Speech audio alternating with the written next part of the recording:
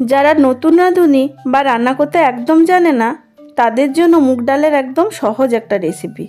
প্রথমেই লো হিটে মুগ ডাল হালকা করে ভেজে নিতে হবে। মুগ ডাল ভাজার হালকা সুগন্ধ বেরোলে গ্যাস অফ করে জল দিয়ে ভালো করে ধুয়ে নিতে হবে। ডালটা ওই কড়াইয়ের মধ্যেই ধুয়ে নিয়েছি। এবার আবারও গ্যাস অন করে ওই ডালের মধ্যে জল দিয়ে দিলাম।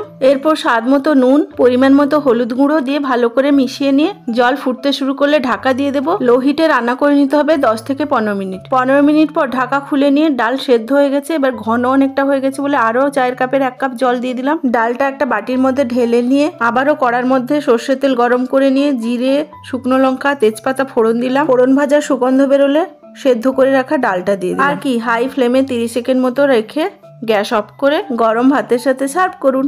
চায়ের কাপের 1 কাপ মুগ ডাল রান্না করতে লাগবে কফি কাপের 2 কাপ জল।